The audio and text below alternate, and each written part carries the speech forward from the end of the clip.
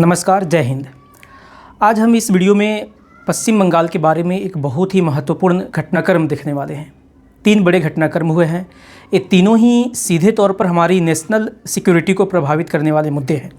सबसे पहले बात करें तो ग्राउंड रिपोर्ट सामने जो आ रही है, हकीमपुर चेकपोस्ट जो नॉर्थ 24 परगना ज़िले में भारत और बांग्लादेश को जोड़ने वाला एक महत्वपूर्ण बॉर्डर चेक पॉइंट है। यहाँ हज़ारों अवैध बांग्लादेशी जमा हुए हैं। ध्यान देने वाली बात यह है कि इन्हें राज्य या केंद्र सरकार पकड़कर नहीं भेज रही, बल्कि ये खुद ही अपने देश वापस जाने के लिए वहाँ पहुँचे हैं। वहाँ मौजूद रिपोर्टर्स ने उनसे पूछा कि अचानक क्यों जा रहे हो, तो उन्होंने कहा कि हम अपने आधार कार्ड यहीं फेंक कर जा रहे हैं, अब यहाँ रहने का कोई फ़ायदा नहीं। जब पूछा गया कि आधार कार्ड किसने दिया था, तो उन्होंने खुलकर कहा कि पहले ममता सरकार ने दिलवाया था। इन इंटरव्यू के वीडियोज़ अब सोशल मीडिया पर वायरल हो रहे हैं। अब वहाँ एक साफ तौर पर एंटी इन्फिल्ट्रेशन ड्राइव चल रही है। सरकार इसे सार्वजनिक भी कर रही है। मीडिया में खबरें आने के बाद इन लोगों को डर है कि अगर पकड़े गए तो जेल हो सकती है या यहाँ रहना मुश्किल हो जाएगा। इसलिए बड़ी संख्या में बांग्लादेशी वापस जा रहे हैं। वर्तमान सरकार 3D पॉलिसी पर काम कर रही है। डिटेक्ट, डिलीट और डिपोर्ट, यानी पहले अवैध लोगों की पहचान करो, फिर उनके सारे रिकॉर्ड हटाओ और बाद में उन्हें डिपोर्ट करो। इसके लिए कई होल्डिंग सेंटर बनाए जा रहे हैं। खासकर नॉर्थ 24 परगना और मालदा ज़िले में एक काम तेज़ी से किया जा रहा है। मालदा में 3 होल्डिंग सेंटर बनाए गए हैं, चंदन पार्क, इंग्लिश बाज़ार और एक अन्य जगह। मुर्शिदाबाद ज़िले में भी पदरपुर और पद्मा भवन पंचायत ऑफिस में होल्डिंग सेंटर बनाए गए हैं। हकीमपुर बॉर्डर पर जो लोग बांग्लादेश लौट रहे हैं, उनके बायोमेट्रिक डेटा भी लिए जा रहे हैं, जैसे फिंगरप्रिंट और रेटिना स्कैन, ताकि अगर वे दोबारा भारत आएँ तो आसानी से पहचान हो सके। पिछले 2 से 3 दिनों में ही करीब 1600 से ज़्यादा अवैध बांग्लादेशी खुद वापस गए हैं। दूसरी तरफ बांग्लादेश बॉर्डर गार्ड यानी BGB रात में टॉर्च जलाकर अपने ही लोगों को वापस भेजने की कोशिश कर रहे हैं और कह रहे हैं कि हम इन्हें स्वीकार नहीं करेंगे। इससे साफ है कि दोनों सरकारों के बीच समझौता हुए बिना यह प्रक्रिया ज़मीन पर कई चुनौतियां पैदा कर रही है। अब सवाल यह है कि अचानक इतनी हलचल क्यों हुई।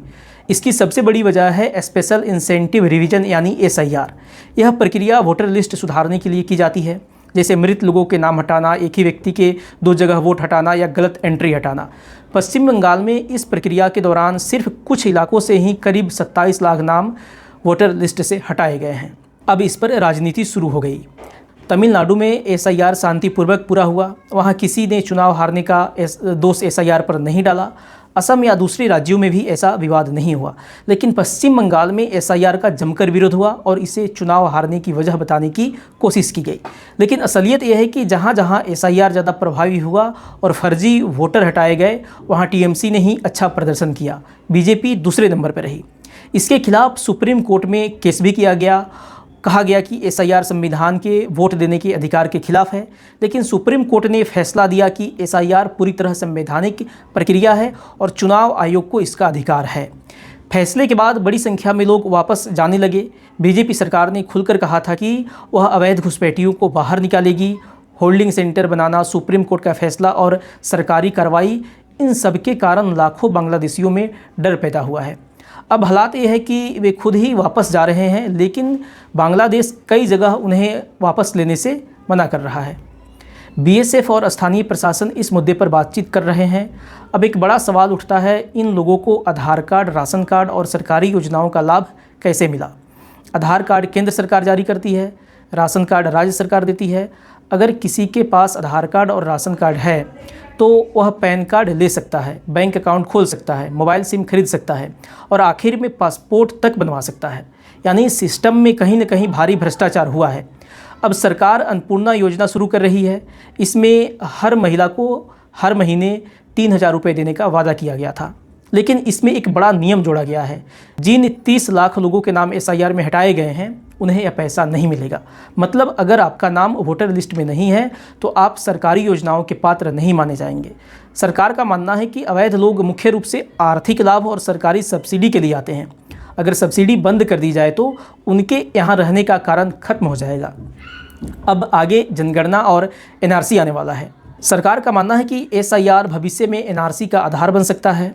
फिलहाल सबसे बड़ा मुद्दा यह है कि लाखों फर्जी लाभार्थियों को सरकारी योजनाओं से हटाया जाए। कुछ लोगों के नाम गलती से हटे हो सकते हैं। सुप्रीम कोर्ट ने ऐसे लोगों को अपील करने का अधिकार दिया है, लेकिन जो लोग अपील नहीं करेंगे उनके नाम सरकारी पोर्टल से हट जाएंगे।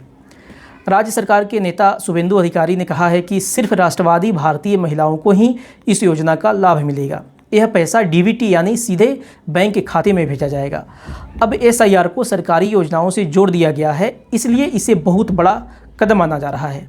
आने वाले समय में इस पर अंतर्राष्ट्रीय दबाव भी बढ़ सकता है।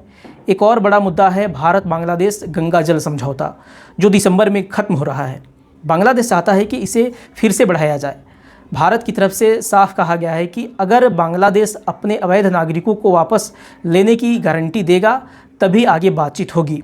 आने वाले समय में इस मुद्दे पर बड़ा बदलाव देखने को मिल सकता है।